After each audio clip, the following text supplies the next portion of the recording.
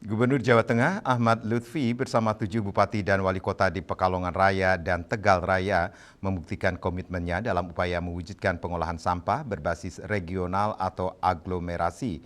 Upaya yang dilakukan sejalan dengan upaya pemerintah pusat untuk mengurangi praktik open dumping di daerah Jawa Tengah.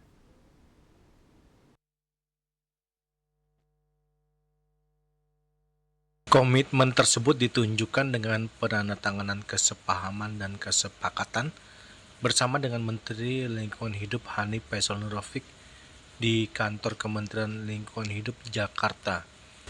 Selain Gubernur Jawa Tengah Ahmad Lutfi dan Kepala Dinas Lingkungan Hidup dan Kehutanan Widi Hartanto, penandatanganan nota kesepahaman dan kesepakatan tersebut juga ditandatangani oleh 7 kepala daerah dan kepala dinas aglomerasi Pekalongan Raya dan Tegal Raya.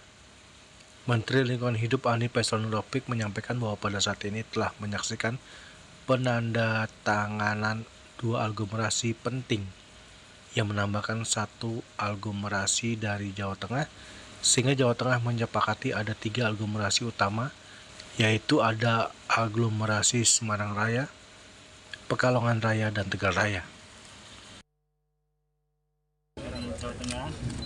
Saat ini kita baru saja menyaksikan penandatanganan 2 aglomerasi penting, menambah 1 aglomerasi dari Jawa Tengah, sehingga Jawa Tengah menyepakati ada 3 aglomerasi utama, yaitu Semarang Raya, kemudian Pekalongan Raya, dan Tegal Raya.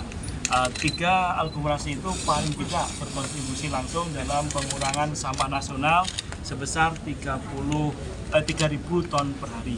Jadi sampah ini tentu mereduksi sampah Provinsi Jawa Tengah yang totalnya di angka 17.300 ton per hari. Jadi masih ada sisa 14.300 yang masih harus menjadi PR kita semua. Langkah-langkah aglomerasi ini mengakhiri rangkaian kunjungan kita dalam menjawab arahan dari Bapak Presiden melalui Pak Menseknek untuk menyelesaikan semua data dalam waktu 2 minggu sejak kita mulai rapat. Sehingga masih menyisakan 2, yaitu Jakarta. Jakarta ada 2 lokasi utama.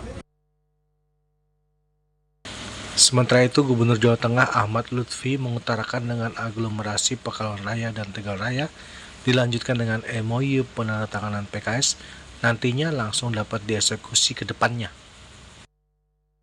Ini pun selaras dengan bagaimana pemerintah telah menggariskan hemat energi.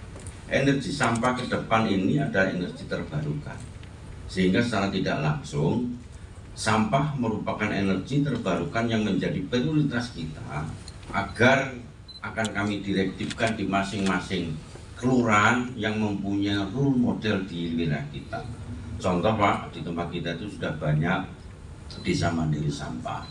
Contoh Pak, di tempat kita sudah banyak desa mandiri energi dan lain sebagainya. Dan nanti para bupati wali kota bisa milih dan milah agar nantinya bisa mereduksi kegiatan mana yang terbaik untuk kabupaten kota, mana yang terbaik untuk provinsi. Saya serahkan beliau kepada Pak Menteri. Kalau perlu tidak hanya ancaman administrasi, pidanakan kita Pak, biar mereka sampahnya nol. Sanggup apa tidak? Dari Jakarta, Julius Watu dan Ketut Sumadiasa melaporkan.